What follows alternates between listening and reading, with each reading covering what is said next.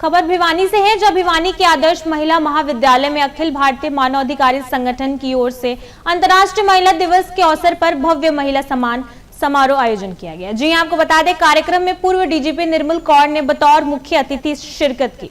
इस दौरान समाज, खेल, प्रशासन और शिक्षा के क्षेत्र में उल्लेखनीय योगदान देने वाली महिलाएं सम्मानित किया गया। अपने संबोधन में पूर्व डीजीपी निर्मल कौर ने कहा कि आज के दौर में पुलिस और भी अधिक स्मार्ट बनने की जरूरत है, क्योंकि अब भौतिक अपराधियों की जगह डिजिटल अपराध तेजी से बढ़ती जा रही है। उन्होंने ये भी कहा कि जीवन में हर व्यक्ति को सम्मान के साथ जीने का अधिकार है और जो महिलाएं बाधाओं को पार कर नई मिसाल कायम करती हैं, वो समाज के लिए प्रेरणा है।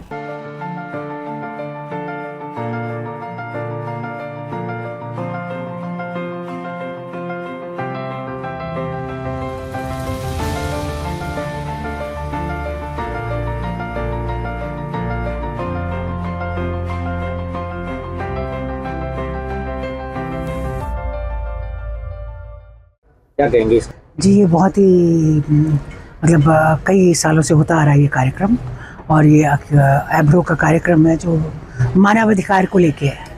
मानवाधिकार हर व्यक्ति के लिए ज़रूरी है और मानवाधिकार जो है हर आदमी को प्रतिष्ठा से, डिग्निटी से जीने का अधिकार है, चाहे वो बच्चा है, बड़ा है, औरत है, मर्द है, ट्रांसजेंडर है, जो भी है। हमारी संस्कृति के लिए कोई नई बात नहीं है। देखिए, हमारे यहाँ तो जड़ चेतन सभी की रिस्पेक्ट करना, सभी का सम्मान करना भारतीय संस्कृति का अभिन्न हिस्सा है। और जहाँ तक मानवाधिकार है, आप देखिए, ये तो अब हुआ, यूनियन चार्टर आया, ये तो अभी पिछले 100 साल के या 70-80 साल के अंदर की बात है।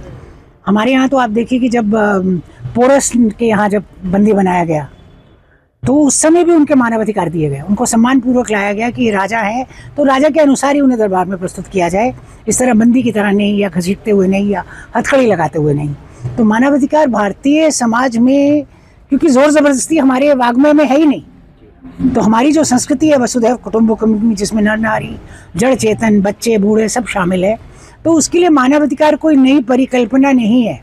पर यूएन चार्टर के बाद हम लोगों ने एक NHRC बनाया, राष्ट्रीय मानवाधिकार आयोग है जो, और हर राज्य में एक मानवाधिकार आयोग है, और मानवाधिकारों की जो एनफोर्समेंट है, उनका जो प्रतिपालन करना है, वो इन लोगों का कार्य है।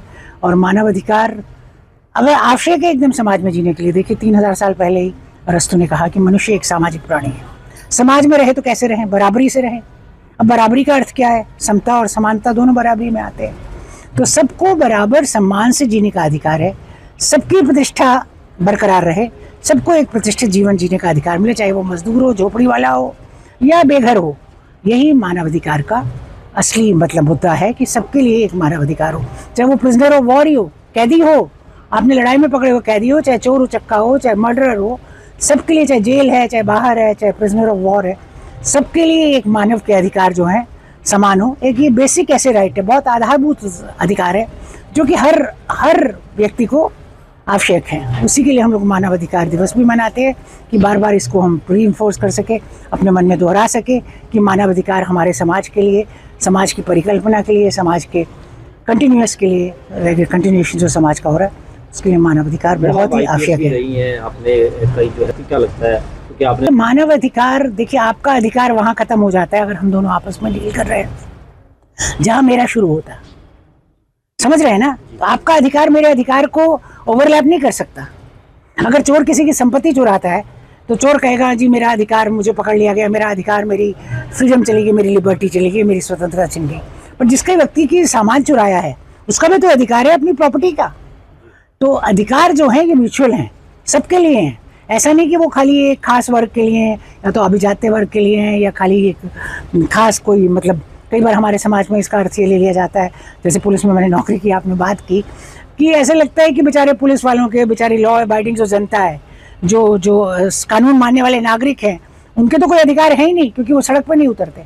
सारे के सारे अधिकार उन लोगों के हैं जो वर्ग जोर ज़बरदस्ती करना चाहता है। तो ऐसा नहीं है, अधिकार सबके हैं, चाहे उसके पास आवाज़ हो ना हो, चाहे वो मुखर हो ना हो, चाहे उसके पास सड़क पे उतर के नारे लगाने की काबिलियत हो ना हो, चाहे वो 100 पिटीशन लिख पाए ना लिख पाए, राष्ट्रपति से लेके NHRC से लेके SP तक।